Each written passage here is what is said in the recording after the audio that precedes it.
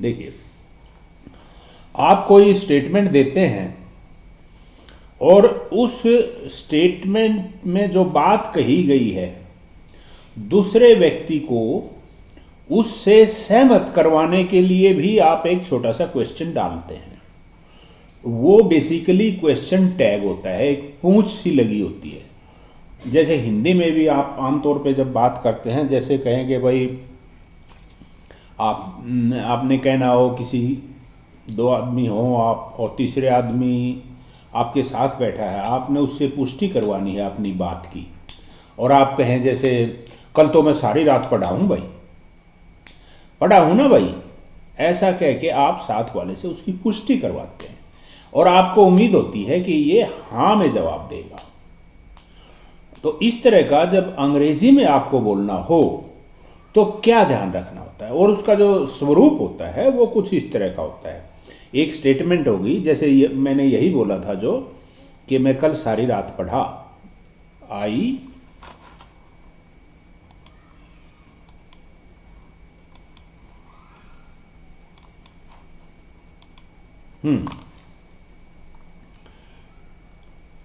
Pen को क्या हो गया,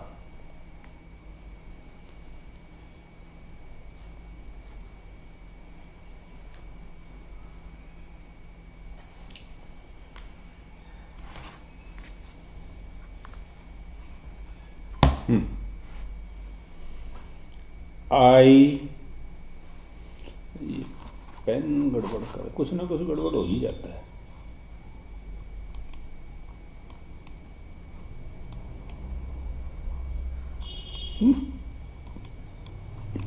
इससे तो लिख रहा है, पेन से नहीं लिख रहा, लिखेगा पेन से भी।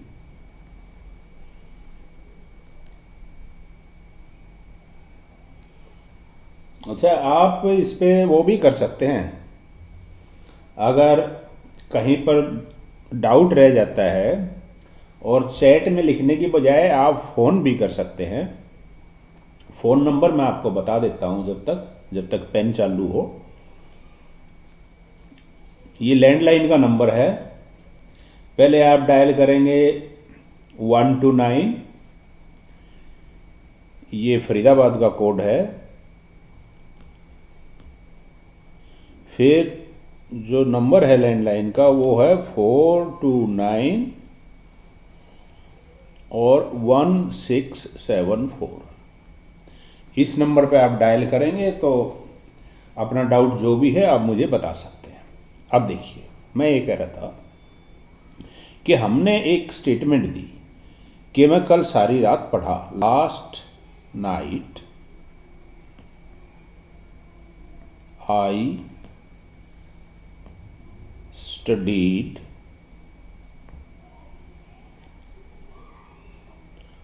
Whole night. फिर लास्ट नाइट की जरूरत भी नहीं है, आपने सीधा भी कैसे, I studied whole night yesterday. अब इसमें जो क्वेश्चन टैग डालना है वो आपने कैसे डालना है, आप कॉमा लगाएंगे पहले एक, और फिर यहां पर एक सिर्फ हेल्पिंग वर्ब लिखेंगे और सब्जेक्ट लिखेंगे,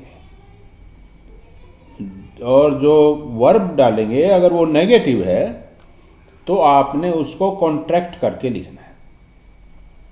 डिड नॉट आई को आप लिखेंगे डिडंट आई। नहीं, इससे अच्छा तो मैं टाइप कर दूँ, ज़्यादा अच्छा है, क्योंकि ये ऐसे ही दिखाएगा पेन मुझे।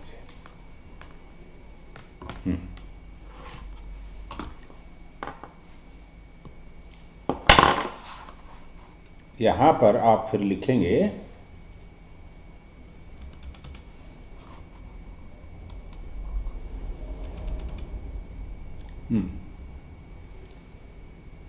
I studied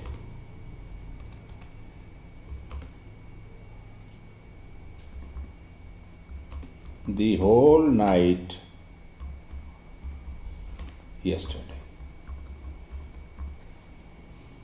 और फिर कॉमा लगा के आपने कहना है डिड नॉट, फिर आई, और फिर ये इंटेरोगेटिव हो जाएगा। लेकिन ये जो डिड नॉट है इसको आपने कॉन्ट्रैक्ट कर देना है, इसको सिकोड़ देना है, यानी जो कॉमा है, जो ओ है, ओ की जगह अपोस्ट्रोफी एस लगा देना है। डिडंट आई, ये डी इसमें कैपिटल इसने अपने आप ही कर दिया, ऑटो फॉर्मेट है, क्योंकि ये अलग से एक सेंटेंस इसको दिखाई दिया। देखिए अब आपने क्या क्या ध्यान रखना है जब आप ये टैग लगाएं। जो डिडंट आई है ये टैग है, इसको क्वेश्चन टैग बोलते हैं। और जब आपने ये क्वेश्चन टैग लगाना है किसी सेंटेंस के आगे, तो आपने ध्यान ये रखना, एक तो टेंस नहीं बदलना आपने। जो स्टेटमेंट है, जो स्टेटमेंट में टेंस है, उसी टेंस में आपने क्वेश्चन डालना है। दूसरी बात, सब्जेक्ट नहीं बदलना।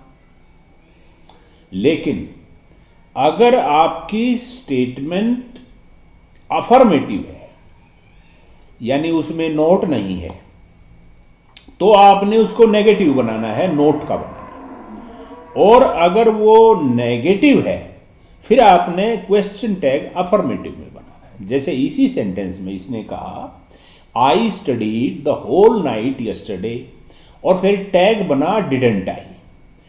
इसका अगर ये होता, मान लिया स्टेटमेंट ही नेगेटिव होती, I did not study the whole night yesterday,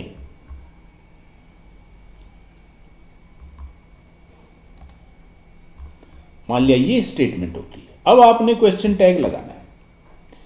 subject वही रहेगा, टेंस वही रहेगा, सिर्फ अफर्मेटिव का नेगेटिव और नेगेटिव का अफर्मेटिव। ये स्टेटमेंट क्योंकि नेगेटिव है, तो आपने जब क्वेश्चन टैग में हेल्पिंग वर्ब लगानी है, वो अफर्मेटिव की लगानी है, डिड, फिर सब्जेक्ट वही आई,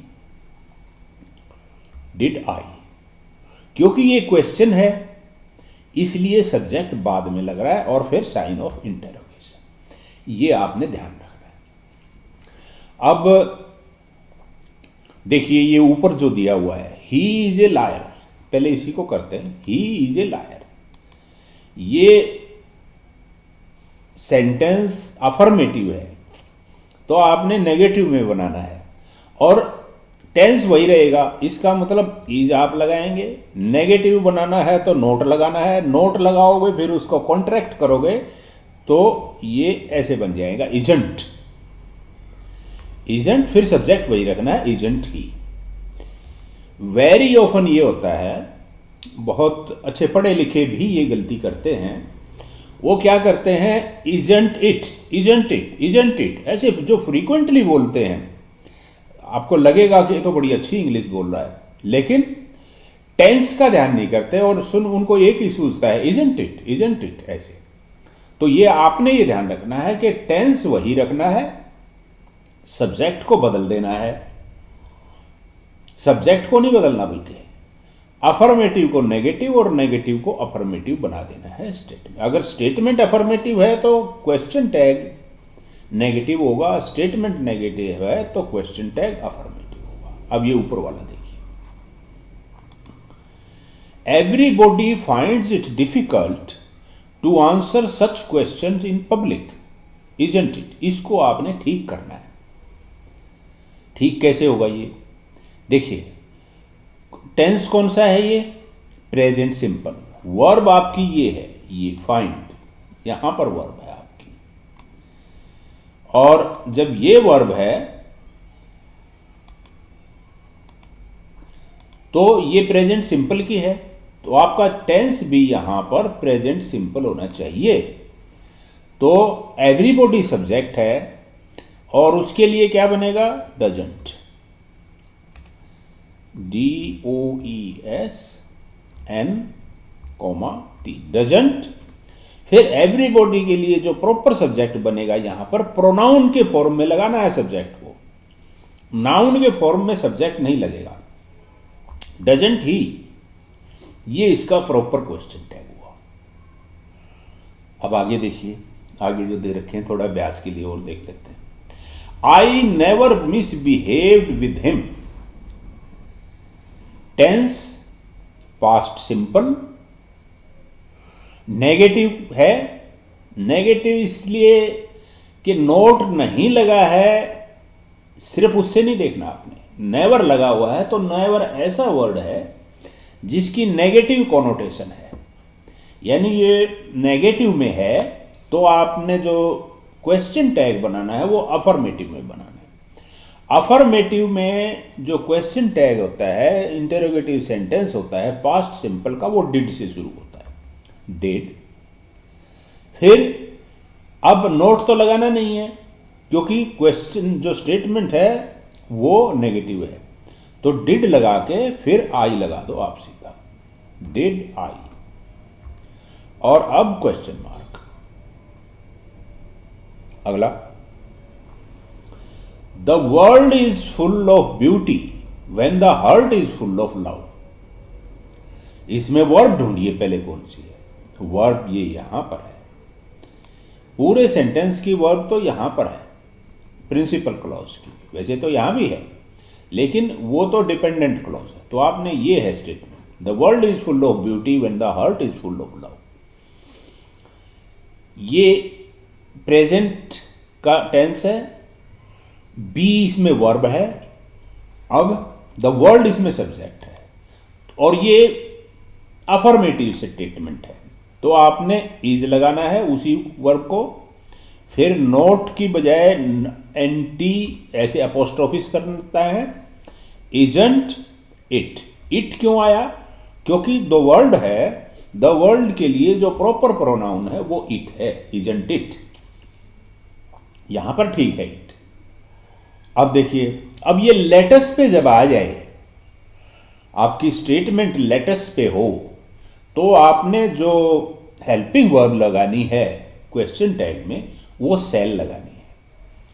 क्यों लगानी है, क्योंकि लेट अस, अस का मतलब हम, तो हम के लिए जो हेल्पिंग वर्ब होती है वो सेल होती है फ्यूचर टेंस में। Let us go out for the morning walk, तो इसमें सेल आ जाएगा, सेल सब्जेक्ट वही रहेगा अस वाला, सेल वी, क्योंकि अस वहां पर ऑब्जेक्टिव फॉर्म में है, हमने यहां इसको सब्जेक्टिव फॉर्म में लगाना है, सेल नॉट वी। अगला, the most valuable thing in life, things in life are not measured in monetary terms. अब पहले तो कॉमा लगाओ, अब टेंस देखो, are not measured negative statement है, पैसिव वॉइस में है और प्रेजेंट सिंपल में है, तो और प्लूरल है सब्जेक्ट, मोस्ट वैल्यूएबल आर हो गया, और फिर दे, आर दे थिंग्स, क्योंकि प्लूरल है, और अब आप यहां पर क्या लगा देंगे, क्वेश्चन मार्क, ऐसे बन गया। इसको मैं थोड़ा बड़ा कर दूं, आपको शायद दिखाई ना देता हो, बीच बीच में बताते रहो कौन कौन आए हैं।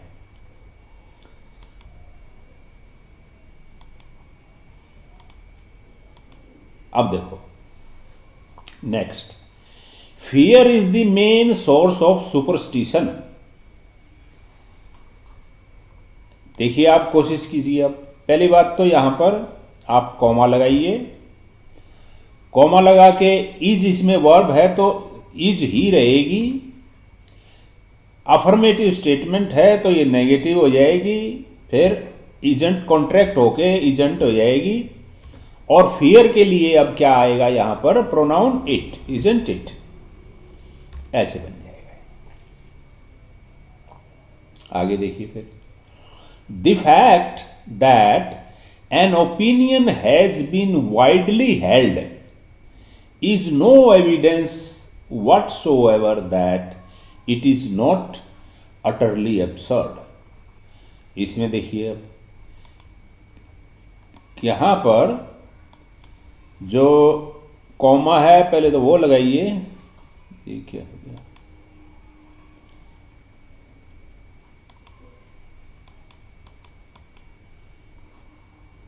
यहाँ लगा लीजिए, पहले कॉमा लगाइए, कॉमा लगाकर टेंस देखो, has been widely held, is, ये तो पूरा ही सब्जेक्ट है। The fact that an opinion has been widely held, ये तो एक सब्जेक्ट हुआ। इसके बाद इज वर्ब है, तो इसका मतलब ये इज ही लगेगा, और फिर वही एन कोमा टी इजंट, और द फैक्ट एक सिंगुलर नाउन है, इसके लिए आपका जो प्रोनाउन है वो इट हो जाएगा, इजंट इट। तो इसको भी बड़ा कर लीजिए ताकि आपको ठीक से दिखाई दे।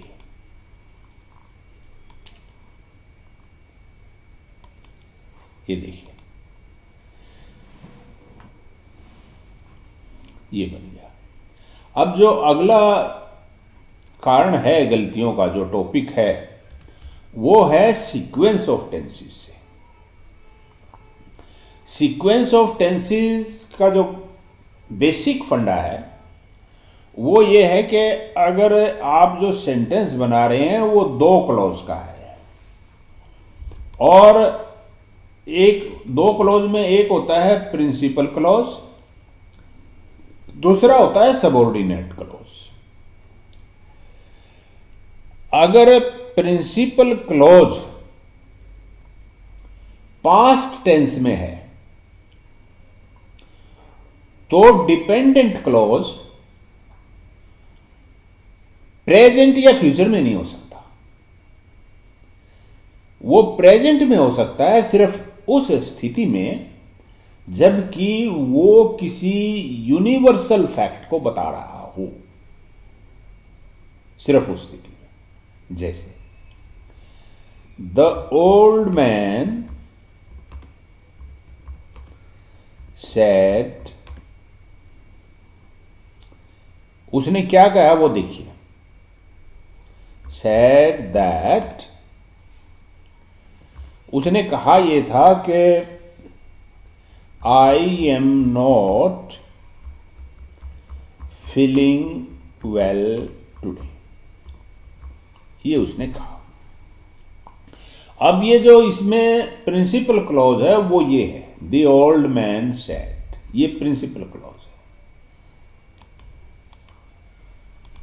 और that I am not feeling well today, ये सबऑर्डिनेट क्लॉज है।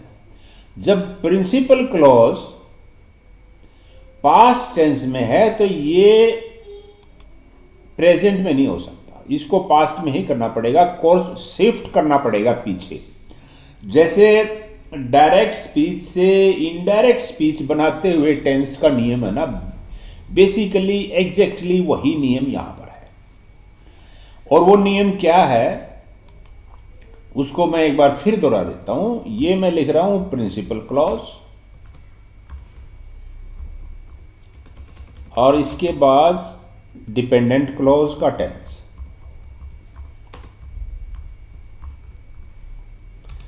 अगर प्रिंसिपल क्लॉज में कोई सा प्रेजेंट टेंस है,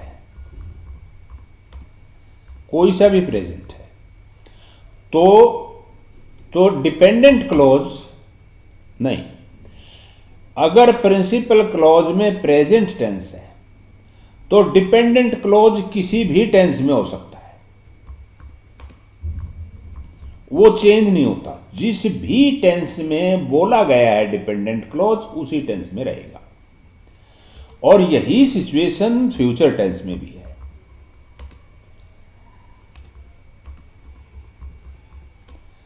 अनचेंज रहेगा, एनी टेंस में हो सकता है।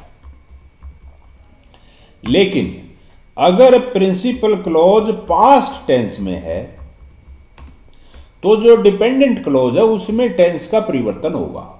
क्या होगा? जो प्रेजेंट टेंस है उसका सेंटेंस वो कोरस्पोंडिंग पास्ट में बदल जाएगा।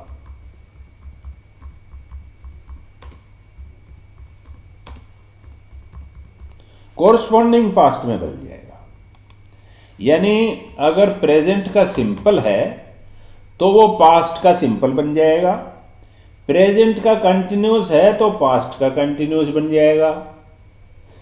प्रेजेंट का परफेक्ट है तो पास्ट का परफेक्ट बन जाएगा। और प्रेजेंट का परफेक्ट कंटिन्यूस है तो पास्ट का परफेक्ट कंटिन्यूस बन जाएगा। ठीक है। और अगर है ही पास्ट का तो उसको भी एक स्टेप पीछे ले जाओ, यानी अगर वो पास्ट का सिंपल है तो उसको कन्वर्ट कर दो किसमें, पास्ट के परफेक्ट में। और अगर पास्ट का कंटिन्यूस है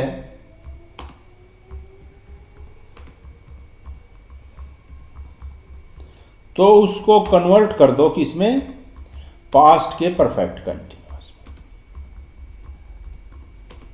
ये आपने ध्यान रखना है। तो इसलिए जब आप कोई सेंटेंस ऐसा देखें जिसमें दो क्लॉज हो, प्रिंसिपल क्लॉज और सबऑर्डिनेट क्लॉज, और अगर प्रिंसिपल क्लॉज पास्ट टेंस में है तो आपका जो डिपेंडेंट क्लॉज है वो प्रेजेंट में या फ्यूचर में नहीं हो सकता। वो पास्ट में होगा, या तो पास्ट परफेक्ट में होगा या पास्ट परफेक्ट कंटिन्यूस में होगा।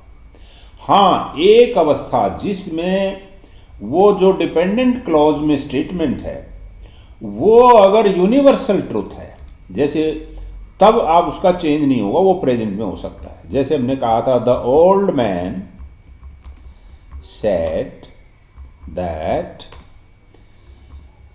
the earth is round।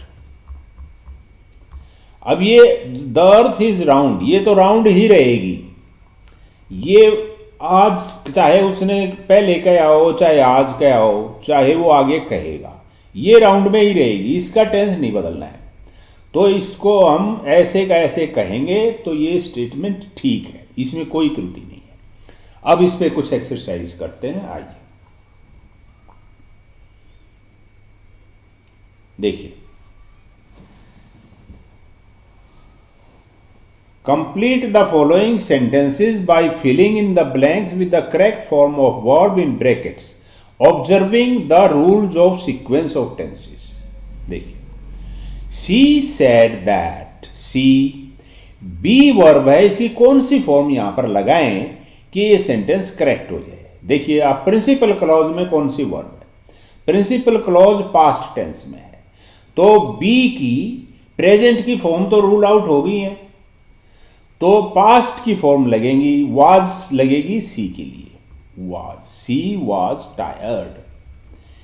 अब आपका ये सेंटेंस ठीक हो गया। अगला, he told me that he, अब जब हैड आया है तो इसी से क्लियर हो गया, ही हैड फिनिश्ड,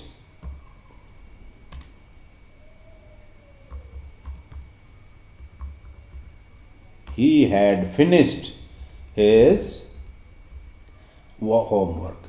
ये क्लियर हैड आने से हो गया। अदरवाइज भी, क्योंकि बाहर पास्ट टेंस है, अगर सिर्फ फिनिश होता तो या तो हम फिनिश्ड लिखते या फिर हैड फिनिश्ड लिखते, परफेक्ट में लिखते।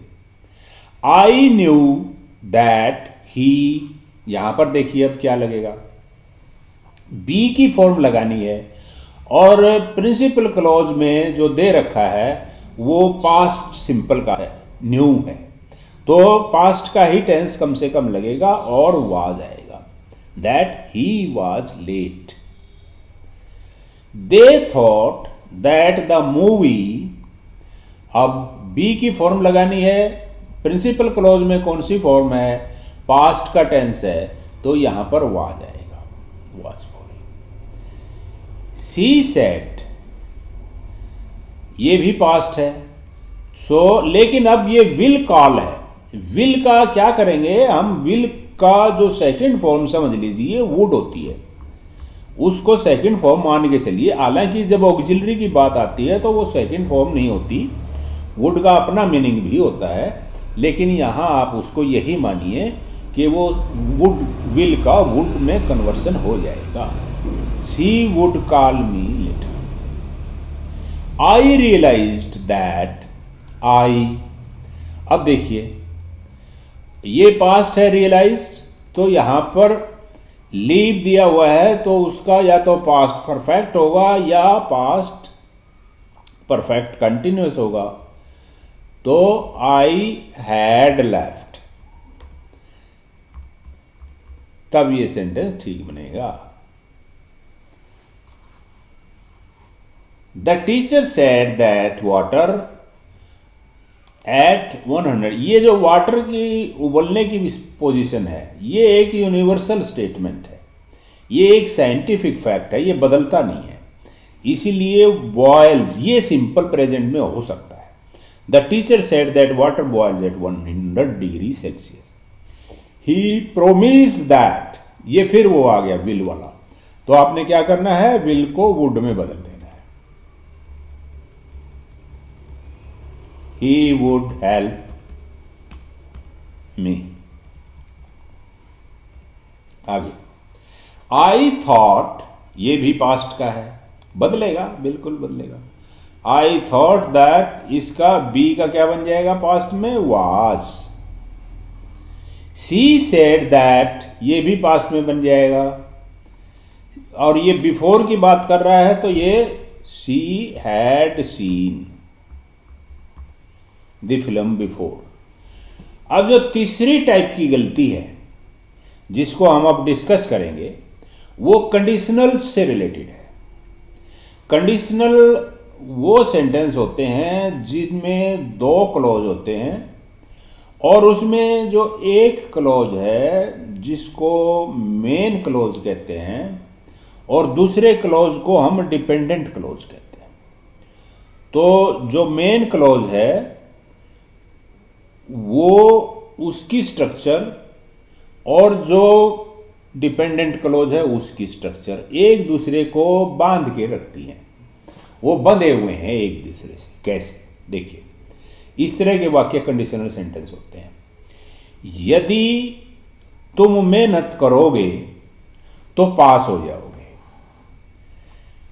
यदि तुम मेहनत करोगे तो पास हो जाओगे, ये है स्टेटमेंट। अब इसमें यदि तुम मेहनत करोगे तो तुम पास हो जाओगे। अंग्रेजी कैसे, देखो जिससे पहले यदि लगा है, जिस क्लॉज से पहले, वो आपका डिपेंडेंट क्लॉज है, कंडीशनल क्लॉज है। तुम पास हो जाओगे, ये मेन क्लॉज है। तो ये जो यदि लगा है जिस पे, उसको आपने फ्यूचर टेंस में नहीं बनाना, उसको प्रेजेंट में ही बनाना है। तो ये क्योंकि सिंपल का है, फ्यूचर सिंपल दिखता है ना आमतौर पे, तो इस क्लॉज को आपने फ्यूचर सिंपल की बजाय प्रेजेंट सिंपल में बनाना है। बनाइए, इफ लगाओ पहले यदि के लिए। इफ तुम मेहनत करोगे, you work hard. Will work नहीं लगाना है, ये गलती आमतौर पे करते हैं नए लर्नर।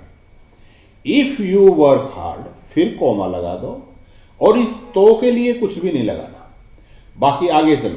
तुम पास हो जाओगे, यू, इसमें लगा लीजिए आप फ्यूचर, यू विल पास। इसको बोलते हैं कंडीशनल टाइप 1।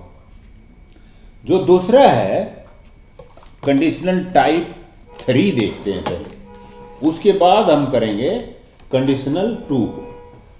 कंडीशनल 3 क्या होता है? कंडीशनल 3 में आप वो बातें कहते हैं जो कि बीत चुकी, यानी इसमें तो देखिए अब की बात थी, यदि मेहनत करोगे तो पास हो जाओगे। लेकिन अगर समय बीत गया हो और उसके बारे में आप इफ एंड बट्स कर रहे हैं तो वो कंडीशनल टाइप 3 है। जैसे यदि तुमने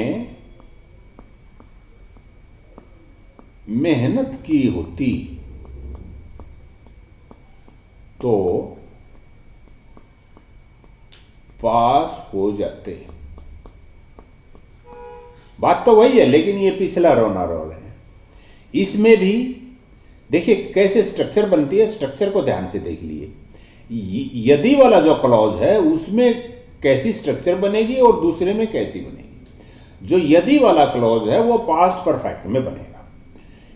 यदि के लिए इफ यू हैड, क्योंकि पास्ट परफेक्ट है, if you had worked hard, ये इसकी अंग्रेजी बनेगी। तो के लिए तो कुछ लिखना ही नहीं, मैंने कहा था इसको तो हटा ही दो। तुम पास हो जाते, you.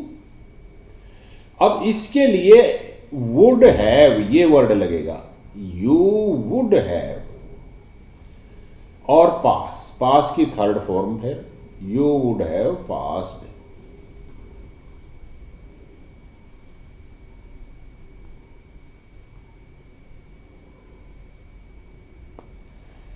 If you had worked hard you would have passed. और देख लीजिए एक आध पहले, इससे पहले कि हम अगले उस पे जाएं, जैसे यदि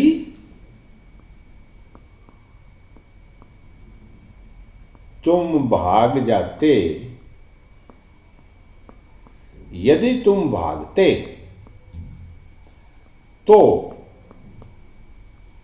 कुत्ता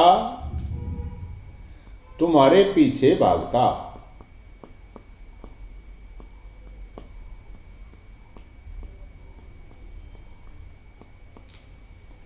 यदि तुम भागते तो कुत्ता तुम्हारे पीछे भागता।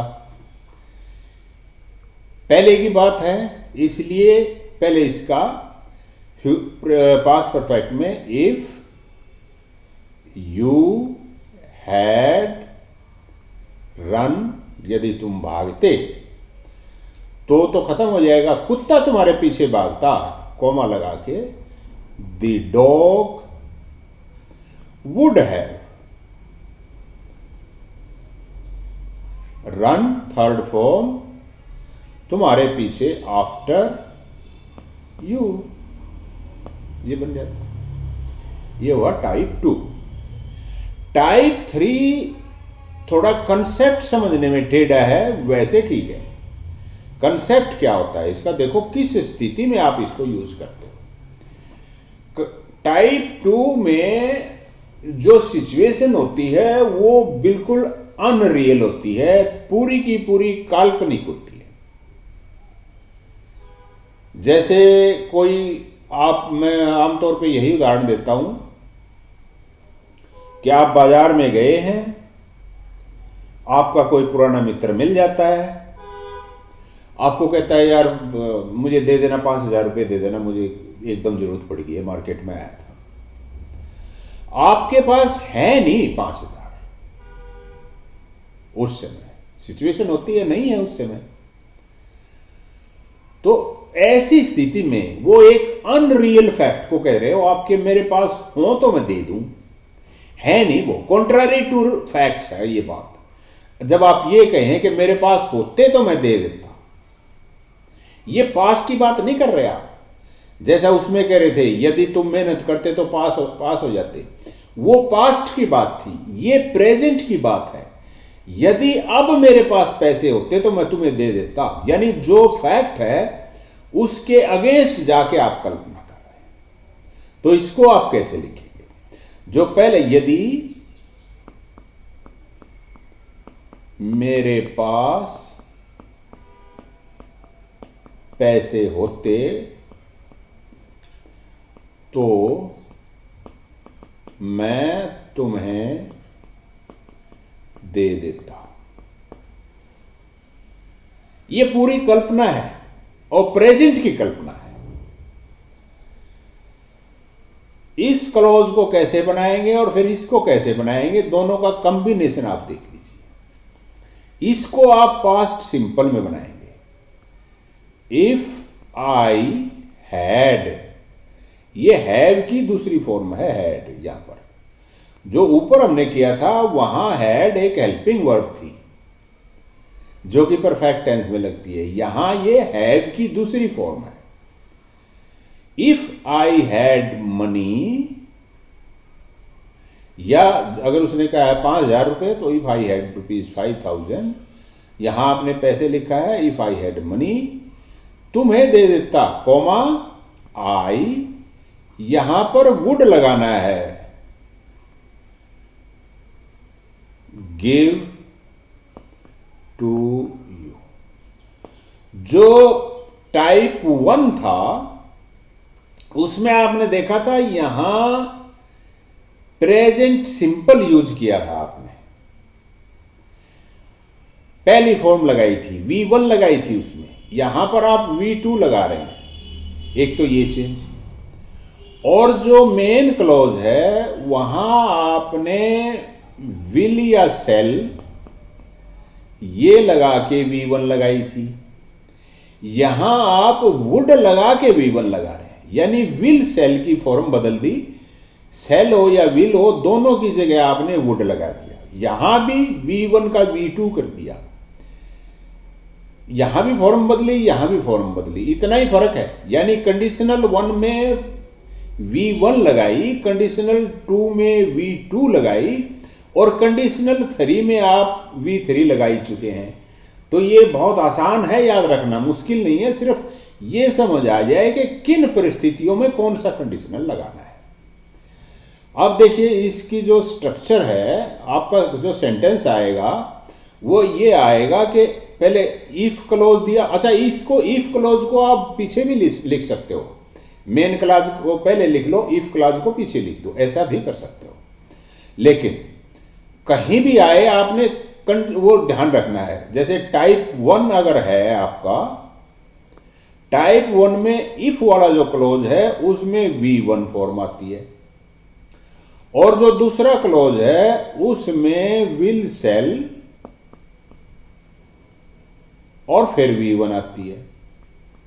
ये टाइप 1 का रूप है।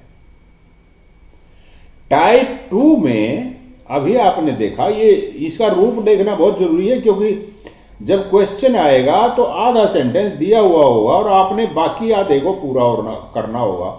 वो इस बात पे निर्भर करता है कि आप उसमें सिर्फ रूप देख लेंगे। जैसे टाइप 2 में क्या करना है, अब ये टाइप 2 जो इफ वाला क्लॉज है वो V2 में होगा, और जो मेन क्लॉज है वो वुड प्लस V1 इसमें होगा। टाइप 2 में एक चीज और भी होती है स्पेशल, जो अभी बता देना जरूरी है। वो ये है कि अगर इसमें आपकी जो वर्ब है जिसकी ये फॉर्म आप देख रहे हैं वो अगर बी है, तो उसकी जो पास्ट फॉर्म जो दो होती हैं वाज और वर, उनमें से आपने वर को ही चूज करना है। वाज नहीं लगेगी, वर ही लगेगी हमेशा। इसका सेंटेंस भी करेंगे एक आधा भी। अभी टाइप 3, पहले इसका रूप देख लीजिए। टाइप 3 अगर है कंडीशनल, तो जो इफ क्लॉज है उसमें हैड प्लस V3, और जो मेन क्लॉज है, मेन क्लॉज में वुड हैव प्लस V3। अब क्वेश्चन किस तरह का आएगा?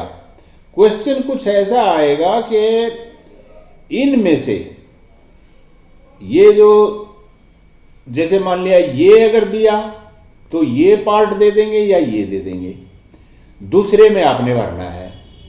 ये दिया तो इसको देंगे या इसको देंगे, दूसरा आपने भरना है। फिर एक क्लोज का वर्ब का रूप दिया हुआ होगा, दूसरे का आपने भरना है। इसलिए अगर आपको ये कॉम्बिनेशन याद रहे कि V1 है तो यहां पर विल सेल के साथ V1 है, V2 है तो यहां वुड के साथ V1 है, और अगर V3 है, हेड प्लस V3 है तो फिर वुड है प्लस V3 है, फिर आपको इसमें कोई दिक्कत नहीं आएगी।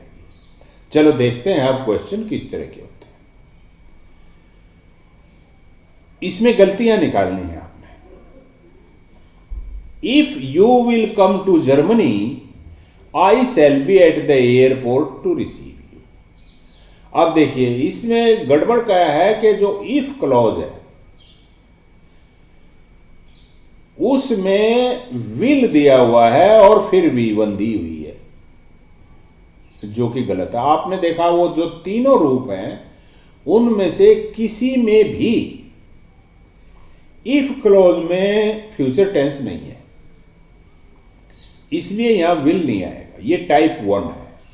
If you come to Germany I shall be at the airport to receive you, फिर ये ठीक हो जाएगा। Next, if I was a bird I would fly to Bhutan to save myself of the toxic air of this city. कोई pollution से तंग आके बोल रहा है। देखो जो मेन क्लॉज है उसमें वुड आया और V1 आया, ये कौन से टाइप में आता है? टाइप 2 में। टाइप 2 में फिर इफ क्लॉज कैसा होता है? टाइप 2 में इफ क्लॉज V2 वाला होता है, और इसमें वर्ब है बी, क्योंकि ये वाज बी की ही फॉर्म होती है। लेकिन थोड़ी देर पहले मैंने बताया था कि इसमें जो वाज है वो नहीं आता है कभी भी, चाहे आपका सब्जेक्ट सिंगुलर हो या प्लूरल हो, वो हमेशा वर ही आएगा। तो ये इसमें गलती थी। If I were a bird, was की जगह वर होना चाहिए। अगला, I had not known the truth if you did not tell me. यहां पर देखो इफ वाला क्लोज बाद में दिया हुआ है इसने, और हैड नॉट नोन ये पहले दिया हुआ है, इसको पीछे भी कर सकते हैं। If you had not told me, यदि तुमने मुझे नहीं बताया होता। If you had not, had और V3 होता है ना। If you had not told me I would not have, I would not have known the truth। फिर ये सेंटेंस ठीक होगा। अगला, if you heat ice it will melt. हाँ ये देखिए, ये एक साइंटिफिक फैक्ट या यूनिवर्सल ट्रुथ जब कभी आ जाए और उसको हम इस रूप में लिखें कंडीशनल के रूप में, इफ क्लॉज में, तो उसको कंडीशनल जीरो बोलते हैं।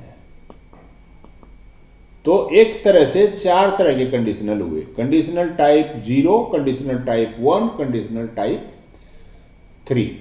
तो जो 0 है कंडीशनल, उसके अंदर दोनों ही क्लॉज प्रेजेंट टेंस में होते हैं। इफ यू हीट आइस सही है, इट विल मेल्ट नहीं, विल कट जाएगा और मेल्ट्स आ जाएगा यहां पर, इट मेल्ट्स। ये भी आपने खास ध्यान रखना है। Next, if it rains we will cancel the picnic. ये तो मुझे तो ठीक लग रहा है, क्योंकि इफ वाला क्लॉज प्रेजेंट में है और ये फ्यूचर में है, यानी इसमें V1 है और इसमें विल के साथ V1 है, तो ये सेंटेंस सही है। Next, if I were you, यदि मैं तुम्हारी जगह होता। ये देखिए, ये पूरी कल्पना है, कैसे हो सकता है कोई आदमी दूसरे की जगह, लेकिन वर लगा हुआ है, बिल्कुल सही है, क्योंकि मैंने बताया था कि अगर टाइप 2 है तो इफ क्लॉज में वर ही आता है। आई विल अपोलोजाइज, ये जो विल है ये गलत है, यहां पर इसकी जगह वुड होना चाहिए। टाइप 2 में मैंने बताया था कि यहां पर वुड होता है और V1 होता है, तो इसने वुड नहीं लिखा, विल ही लिखा है, ये गलती है इसमें। If she would had studied she would have passed, ये तो ठीक है, सी वुड हैव पास्ट, ये कंडीशनल टाइप 3 है, लेकिन यहां वुड फालतू लगा हुआ है, क्योंकि ये पास्ट परफेक्ट में बनना है। If she had studied she would have passed the exam. अगला, if you will not hurry you will miss the train. ये टाइप 1 है और यहां पर विल नहीं आएगा, डू नॉट आएगा। ये प्रेजेंट सिंपल में मिलेगा। If you don't hurry you will miss the train. अगला देखिए, if he has more time he would travel more. जब यहां वुड आया हुआ है और V1 आया हुआ है तो इसका मतलब ये टाइप 2 है। टाइप 2 है तो यहां पास्ट सिंपल में बनेगा, if he had more time. वो जो मनी वाला क्वेश्चन ऊपर था उसमें मनी की जगह टाइम की बात है, इसमें सिर्फ इतना फर्क है। If he had more time he would travel more. If they left earlier they would have arrived on time. Would have आया हुआ तो ये टाइप 3 है, तो यहां पर पास्ट परफेक्ट में बनेगा ये, if they had left. If they had left earlier they would have arrived on time. अगला, if you mix red and blue you get purple. ये देखिए एक साइंटिफिक फैक्ट है, जब आप रेड को ब्लू में मिलाते हो तो पर्पल कलर बनता है। ये एक साइंटिफिक फैक्ट है, इसलिए इसमें दोनों ही क्लॉज प्रेजेंट में होंगे क्योंकि ये टाइप कंडीशनल टाइप 0 है। मिक्स आ गया, ठीक है। फिर यू गेट पर्पल, ये भी आ गया, ठीक है, तो ये भी सही है। नेक्स्ट देखिए, अगला जो हमारा हेड है, जो गलतियां होती हैं उसके लिए वो है हमारा 4 नंबर पे, और वो है यूज ऑफ आर्टिकल्स। आर्टिकल से रिलेटेड जो गलतियां हैं वो इसमें की हुई हैं इसमें, और वो हमने ढूंढनी है। ये भी काफी सेंटेंस है लेकिन सिंपल से हैं, एक बार आपको ध्यान रखना बहुत जरूरी है। I heard a noise upstairs. ये ध्यान रखना कि जब भी नॉइज होगा उससे पहले ए लगेगा ही लगेगा। ये उनकी लैंग्वेज है, अब उसमें कोई कुछ नहीं कर सकता। नॉइज से पहले आपने ए लगाना है, कभी भी आप अंग्रेजी लिखें तो। I heard a noise upstairs, ये सेंटेंस सही है लेकिन इसको आपने कॉपी करना है। इसको कहीं अगर ना मिले ये तो आप लगा दीजिएगा। अगला, हाँ अगला ही देखो, डोंट मेक नॉइज। हिंदी में सही है, हम कहते हैं शोर मत करो, नॉइज ही बोलते हैं, लेकिन अंग्रेज नॉइज से पहले ए लगाते हैं और वो यहां लगा हुआ नहीं है, इसलिए आप इसको लगा दो। Don't make a noise, I am reading. अगला, it is 4:45 by my watch. मेरी घड़ी में 4:45 बजे हैं। क्वार्टर बचा हुआ है। अब ये देखिए, जो क्वार्टर है, क्वार्टर तो चौथा हिस्सा होता है, एक चौथा हिस्सा आपको बताना पड़ जाएगा कितने क्वार्टर बचे हुए हैं। एक क्वार्टर, ए लगेगा यहां पर। जैसे हम बहुत बार लिखते हैं ना, I want 100 rupees, I want 100 rupees. 100 का कोई मीनिंग नहीं है क्योंकि 100 तो 100 को दिखाता है, हमें चाहिए 100, तो 100। तो ये 1 क्वार्टर होना चाहिए। It is a quarter to 5, it is a quarter to 5। 5 में एक क्वार्टर बचा हुआ है, क्वार्टर का मतलब चौथा हिस्सा। तो ये याद रखना, जैसे नॉइज से पहले ये लगाया था ऐसे ही क्वार्टर से पहले भी लगाना है। अगला, my wife has headache today. ये जो हेडेक है इससे पहले भी ए लगाना है आपने। देखो मोटी बात बताता हूं, ये जो बीमारियां हैं, जो बहुत पुरानी बीमारियां रही हैं लोगों के लिए, सिर दर्द हुआ, पेट दर्द हुआ, दांत में दर्द हुआ, बुखार हुआ, और इनके बहुत सारे कारण हो सकते हैं। सिर में दर्द, आपको पेट में गैस बन जाए उससे भी हो सकता है, आपकी आंखों में प्रॉब्लम हो तब भी हो सकता है, किसी के साथ आपकी कहासुनी हो जाए तब भी आपके सिर में दर्द हो सकता है। तो इसलिए कई तरह का हेडेक होता है, इसीलिए इससे पहले ए लगाना होता है। हेडेक से पहले भी ए लगाएंगे, नॉइज से पहले भी लगाएंगे, क्वार्टर से पहले भी लगाएंगे। और इसी तरह से हरी से पहले भी लगाएंगे, he is in A Hari today, इससे पहले भी ये लगाएंगे। अगला देखो, we have a black and white goats.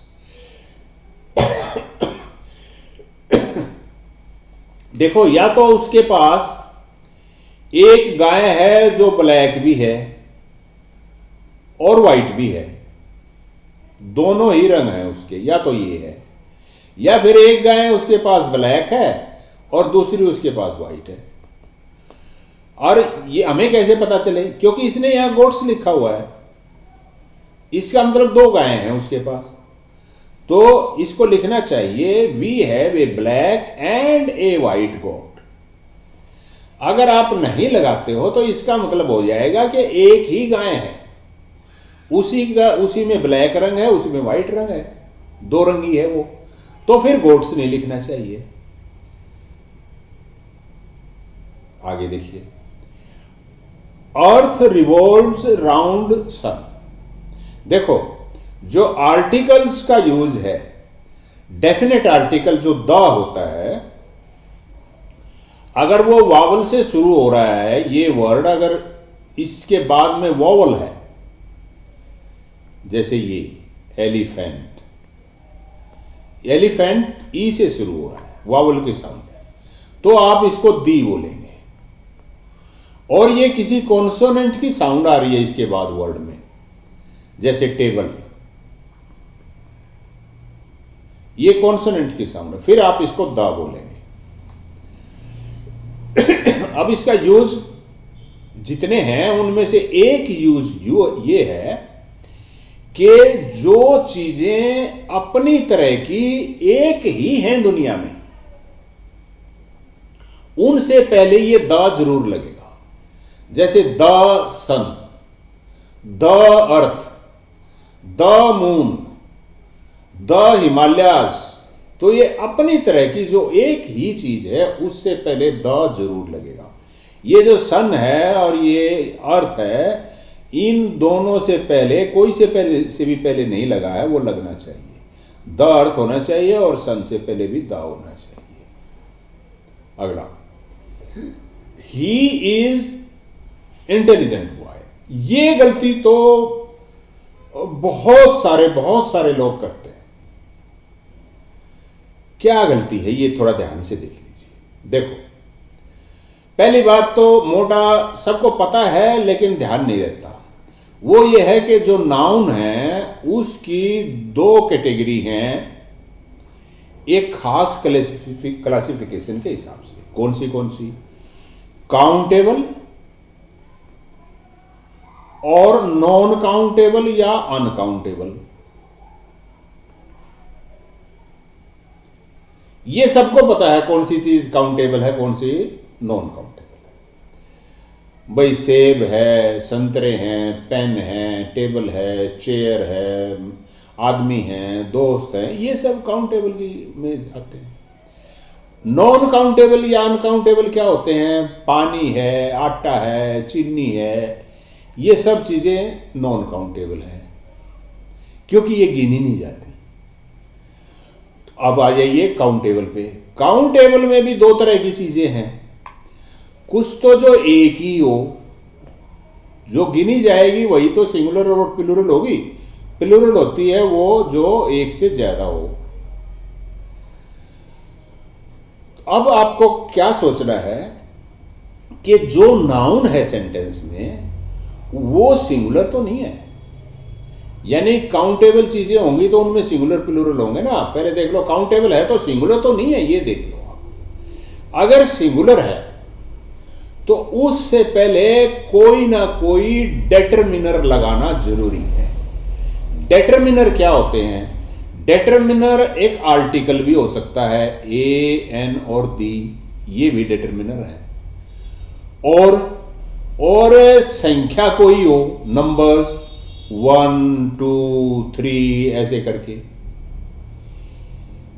या पॉजेसिव हो, माई, हिज, हर, देयर, ये पॉजेसिव है, इनमें से कुछ हो। ये कुछ ना कुछ उससे पहले जरूर होगा। इस केस में क्या है, कहाँ गया वो, यस, ही इज तो वर्ब है, उसके बाद सीधा आ गया एडजेक्टिव इंटेलिजेंट। और ये बॉय के लिए एडजेक्टिव के अलावा कुछ यहां पर होना चाहिए, और वो हो सकता है an. He is an intelligent boy, फिर ये सेंटेंस ठीक होगा। कभी भी आप ये मत कहो गिव मी पेन, नो, क्योंकि पेन काउंटेबल है, उससे पहले कुछ आपको लगाना जरूरी है। Give me my pen, give me your pen, give me a pen, give me the new pen, give me his pen, कुछ ना कुछ बताना होगा आपको। अगला, my mother is a MA in English, मेरी माँ MA है इंग्लिश में। MA तो ठीक है, लेकिन उससे पहले ये जो लगा है आर्टिकल, ये ये गलत है, क्योंकि जब आप MA को बोलते हो तो वॉवल की साउंड से शुरू होता है ये वर्ड। देखो ऐसे लिखोगे MA, ये ए, ये वोवल की साउंड है, मात्रा बनती है ना इसकी हिंदी में। तो जो मात्रा वाले शब्द हैं, जो मात्रा से शुरू होते हैं, उन्हीं को आप कहते हैं कि ये वोवल से शुरू होते हैं। आपको वो प्रोनाउंस करके देखना पड़ेगा, क्योंकि ये जो ए, ई, आई और यू, ये जो है लेटर 5, ये वोवल नहीं है, ये वोवल की साउंड देते हैं और हमेशा नहीं देते। इसीलिए जो इनसे पहले जो वर्ड इनसे शुरू हो रहा है, आप देखिए कि जब आप उसको प्रोनाउंस करते हो तो प्रोनाउंसिएशन में सबसे पहले वावल की साउंड है कि नहीं। अगर वावल की साउंड है तो एन लगा दीजिए, और अगर वावल की साउंड नहीं है, बेशक इनमें से कोई एक लेटर है, फिर आप ए लगाइए, एन मत लगाइए, ये ध्यान रखें। आगे देखिए, ये बन गया ना, माई mother is an MA in English, ठीक है। The English is the language of English, इसमें गलती है साहब। देखिए ये दो वर्ड हैं, एक इंग्लिश, एक द इंग्लिश।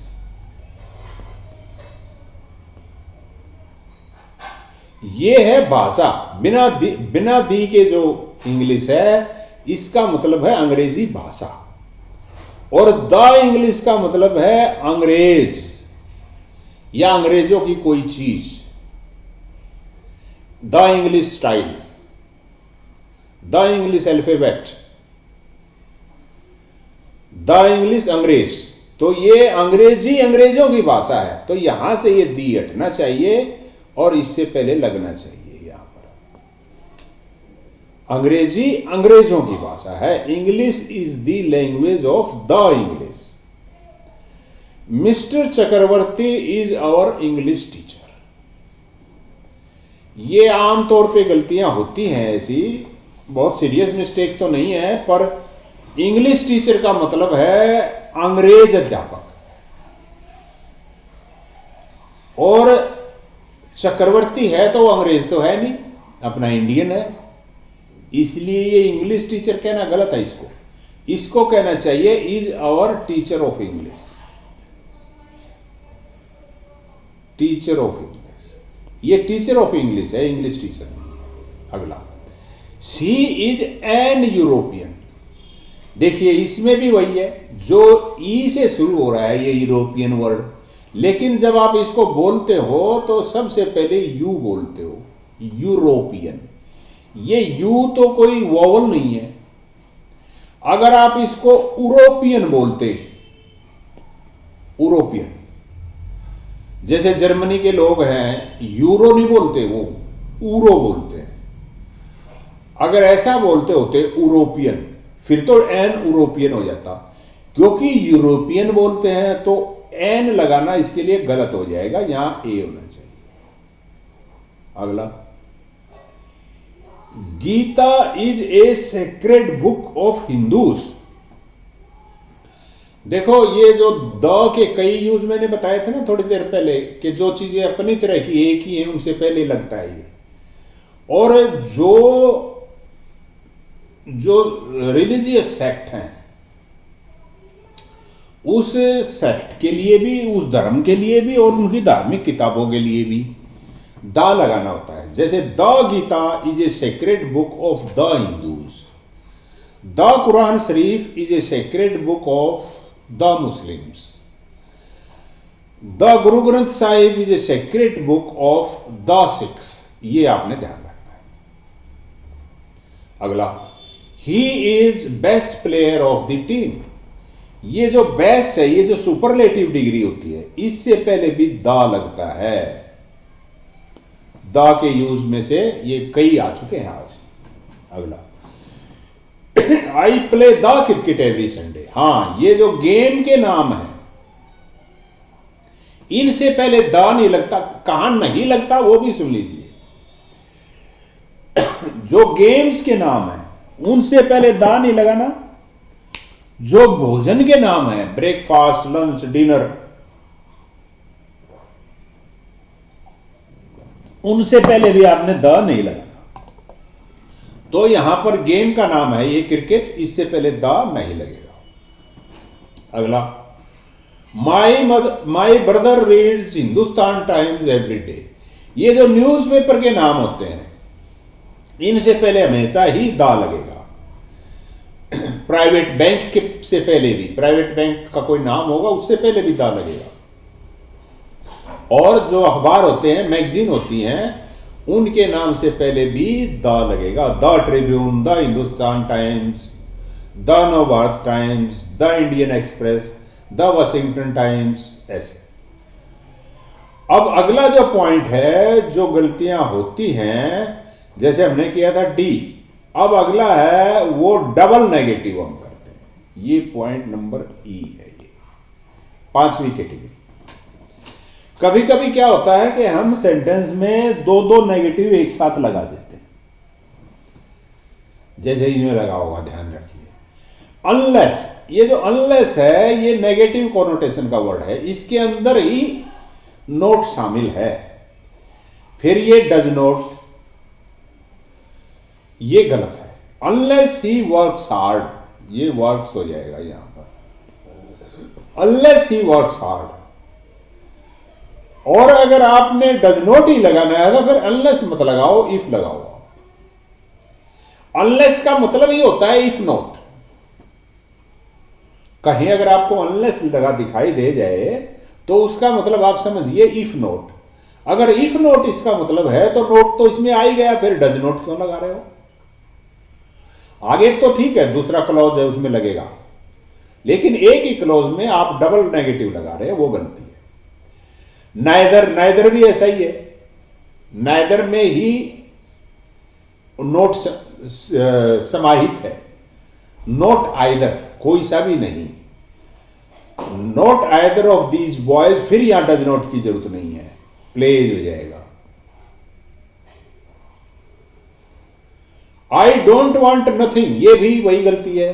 डोंट जब यहां आ गया तो नथिंग क्यों कह रहे हो? या तो कहो आई वॉन्ट नथिंग, या कहो आई डोंट वॉन्ट एनीथिंग। अगला, सी कांट हार्डली हियर यू। ये हार्डली है, ये भी नेगेटिव कॉनोटेशन का मतलब है। हार्डली का मतलब भी नहीं होता है, तो कांट लगा दिया तो हार्डली की जरूरत नहीं है, या फिर कैन ही रहने दो यहां पर। I can hardly here you, मैं आपको सुन नहीं सकता। अगला जो पॉइंट है, जिस कैटेगरी को हम डिस्कस करें, आज 10 कैटेगरी डिस्कस करेंगे हम, इसलिए लंबा चल रहा है सेशन। अगर आपको ठीक लग रहा है तो सुनते ही जाइए। अगली कैटेगरी क्या है? Special structure. और स्पेशल स्ट्रक्चर क्या होती है? हार्डली, नो सूनर और एज सून एज। ये 3 स्ट्रक्चर तो आज हम डिस्कस करेंगे इसी में। देखो, जब आप हार्डली से शुरू करोगे, एक क्लोज में हार्डली लगाओगे तो दूसरे क्लोज में वैन लगेगा, ये कॉम्बिनेशन याद रखना। और नो सूनर लगाओगे तो फिर देन लगेगा, और एज सून एज लिखोगे तो फिर कुछ भी नहीं लगेगा। क्वेश्चन जो पूछा जाता है कॉम्पिटिटिव टेस्ट में, उसमें क्या करते हैं वो कि एक क्लोज में हार्डली लगा के और दूसरे क्लोज में देन लगा देंगे, ऐसा कॉम्बिनेशन बनाते हैं और आपको याद नहीं रहता। या फिर नो सुनर लगाएंगे फिर या वैन लगा देंगे दूसरे क्लोज में, ऐसे कॉम्बिनेशन बनाते हैं। तो याद करने का तरीका क्या है? देखो आपको पता है ये जो देन है THAN,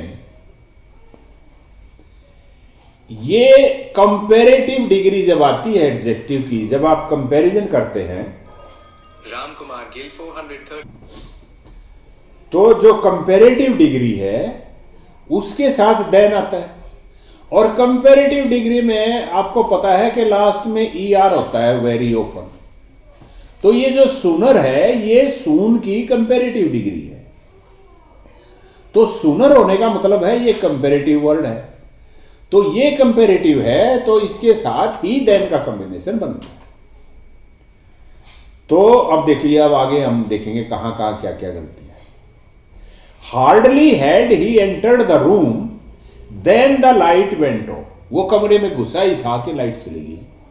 अब ये हार्डली के बारे में एक बात और ध्यान रखनी है आपने। जब आप हार्डली का यूज करोगे, जैसे इसमें आप यूज कर सकते थे ही हैड हार्डली एंटर्ड, ऐसा कर सकते थे, लेकिन एम्फेसिस देने के लिए, थोड़ा जोर देने के लिए कि ये हुआ ही था, तो इस हार्डली को आप पहले लिख देते हो और इन्वर्सन कर देते हो, हेल्पिंग वर्ब पहले लगा देते हो, जैसे इंटेरोगेटिव सेंटेंस में लगाते हैं।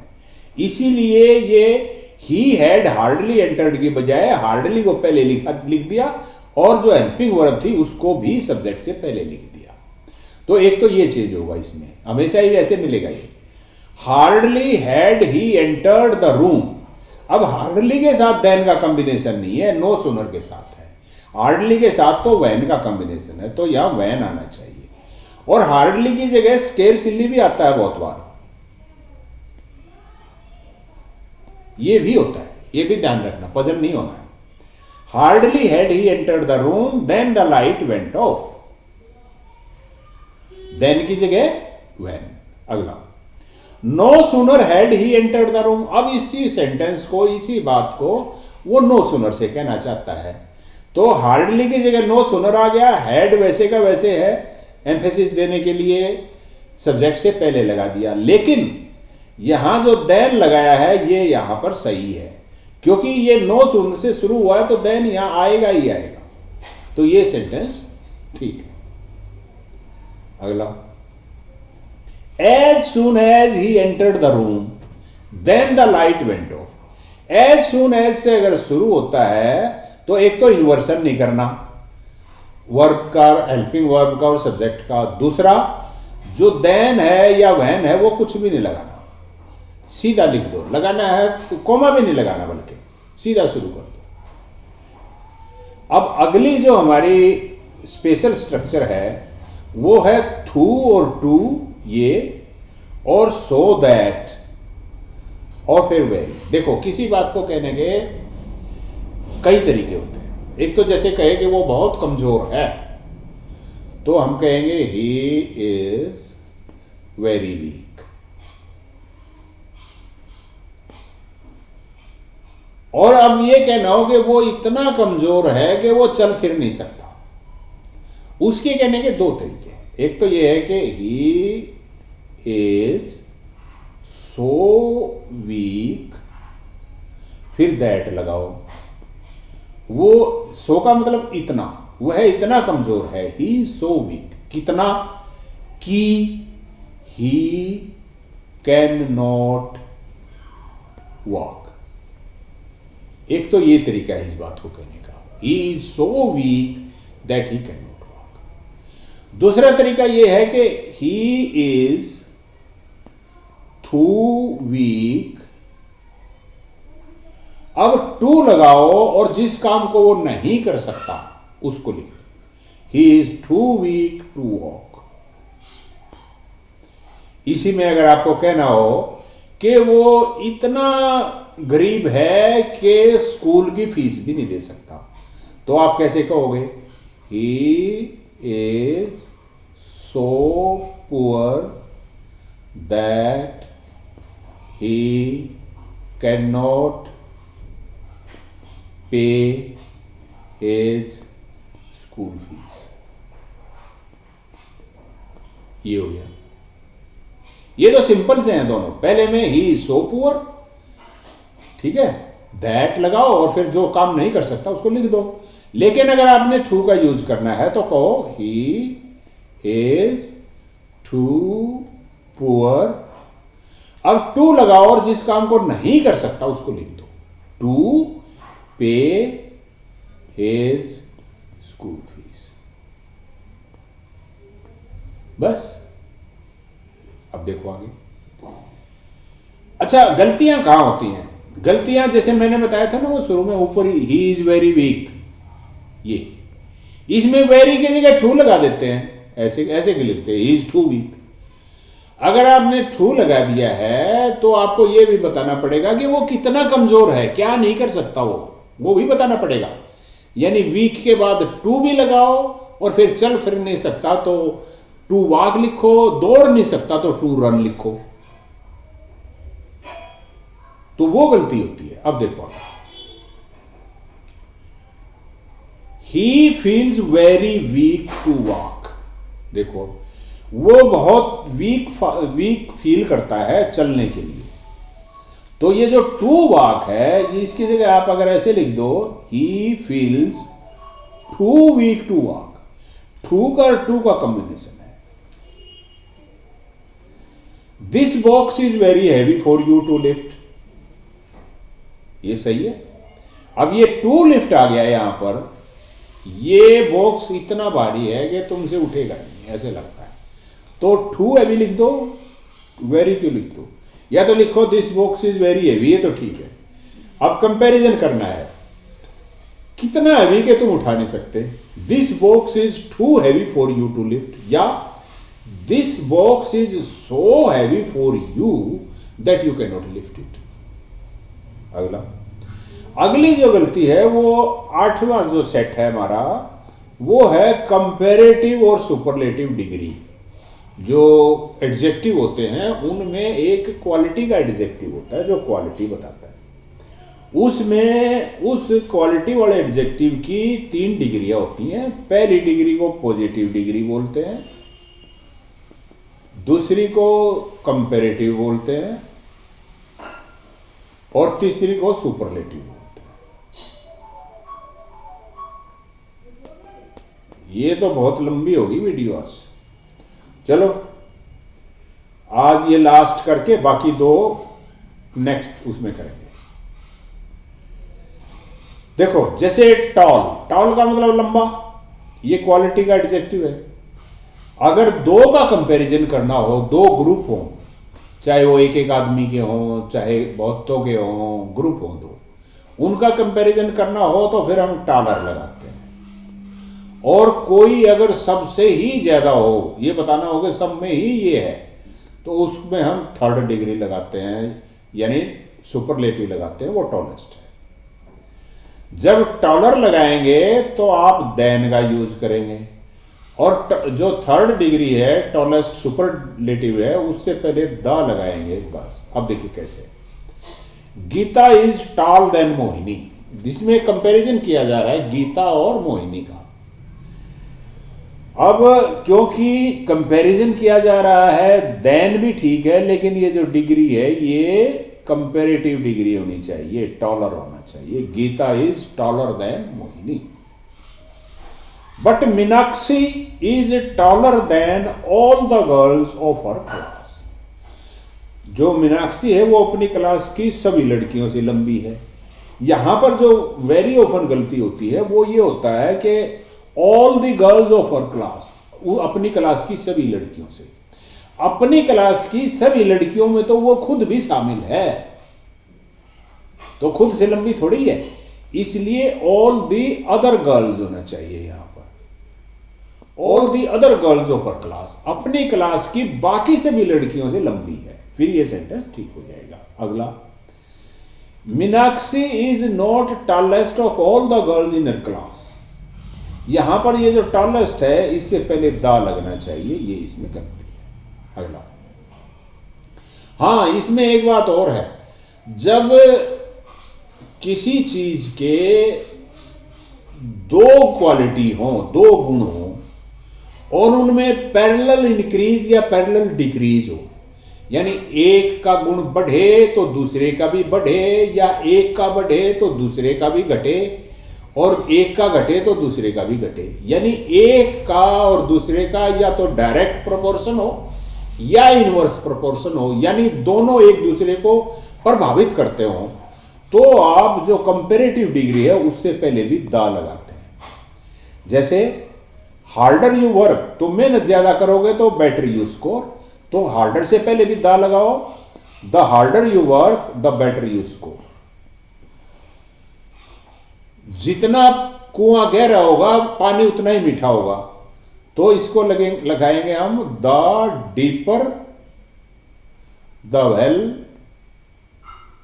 The sweeter the water, the sweeter the water. अगला, you are more stronger than your brother, तुम अपने भाई से ज्यादा स्ट्रोंग हो। देखो देन भी लगा दिया और इसकी कंपेरेटिव डिग्री भी बना दी, लेकिन दो बार कंपेरेटिव बना दी। जैसे उसमें डबल नेगेटिव था ना, इसमें दो बार कंपेरेटिव बना दी। इसके एंड में जो एडजेक्टिव था, इसके एंड में ईआर भी लगा दिया और इससे पहले मोर भी लगा दिया। ये दोनों नहीं होना चाहिए, बस यही गलती है इसमें। तो इसको मोर को हटा दो यहां से, you are stronger than your brother, फिर ये सेंटेंस सही हो जाएगा। अगला, रवि इज यहां से हट गया, ये तो मेरी गलती है। Ravi is senior than Harish in their office. ये देखो, ये जो सीनियर है ये लैटिन भाषा के वर्ड हैं। ये सीनियर, जूनियर, इंफीरियर, सुपीरियर, ये जो ओ आर पे खत्म होते हैं, ये कंपैरेटिव डिग्री हैं ये एक्चुअली। तो ये ई आर की बजाय ओ आर से कंपेयर की हुई है, ओ आर से कंपेरेटिव बनी है। और इनमें देन नहीं लगता, टू लगता है। तो कहीं भी अगर ऐसा वर्ड दिख जाए जिसमें ओ आर हो या वर्ब है तो ई आर हो, तो आपने टू लगाना है। तो ये बन गया रवि इज सीनियर देन नहीं टू आएगा, senior to Harish. I prefer, ये आ गया प्रेफर। वो प्रेफर का मतलब कंपेरेटिवली लाइक ज्यादा करना। I prefer, I comparatively like more warm water than नहीं, यहां पर भी टू लाएगा, टू टी और कॉफी। ये हो गया। अब अगला हमारा है आई और जे।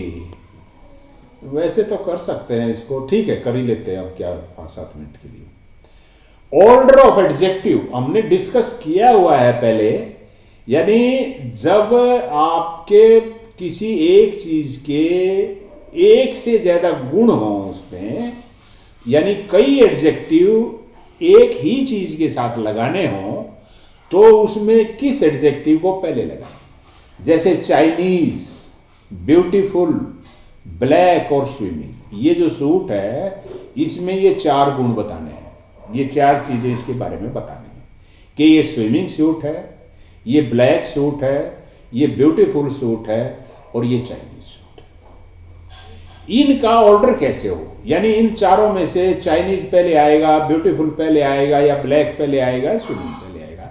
इसके कुछ रूल है, रूल तो नहीं है पर जो नेटिव स्पीकर्स हैं वो जिस हिसाब से यूज करते हैं उनके ट्रेंड की स्टडी करी गई, और स्टडी के बाद जो निष्कर्ष निकाला वो ये। देखो ये याद रखो आप,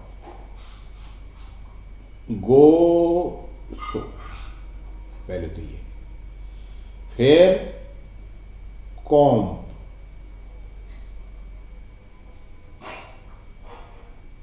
ये याद रखो। इसका मतलब क्या है, देखो सबसे पहले आपने उस चीज के बारे में बोलने वाले को ओपिनियन बताने के लिए जो वर्ड यूज हुआ है, उस चीज का जो गुण है वो ओपिनियन है उसका बताने वाले, यानी उसको वो लगती है वो चीज ऐसी, दूसरे को हो सकता ना लगे।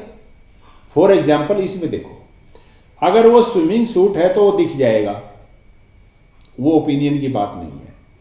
ब्लैक है ये भी साफ दिखाई देगा, ये फैक्ट है, काला अलग से ही दिखाई देगा।